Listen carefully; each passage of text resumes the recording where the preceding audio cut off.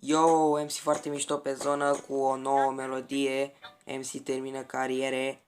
Haide să începem. MC termină cariere, el nu stă după vreo bere, pe lângă tine e avere. MC termină cariere, ia. MC termină cariere, el nu stă după vreo bere, pe lângă tine e avere. MC termină cariere, ia.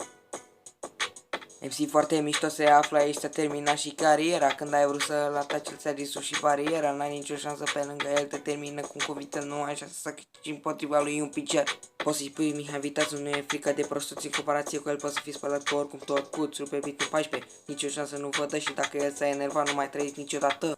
MC termină cariere, el nu stă după vreo bere, pe lângă tine e avere. MC termină cariere, ia. MC termină cariere, el nu stă după vreo bere, pe lângă tine e avere. MC termină cariere, ia.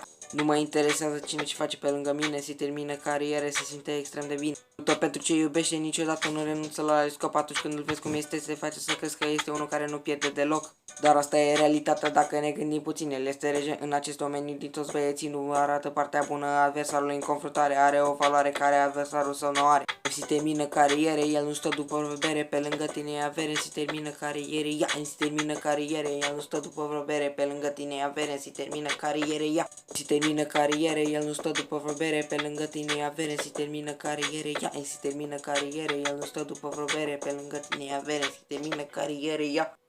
Guys, cam asta a fost și cu a 5-a melodie a mea. MC termină cariere. Și sper că v-a plăcut. Dacă v-a plăcut, puteți să apăsați pe butonul de like. Oricum, eu încerc să fac melodii cât mai șmechere. Hai, v-am lăsat.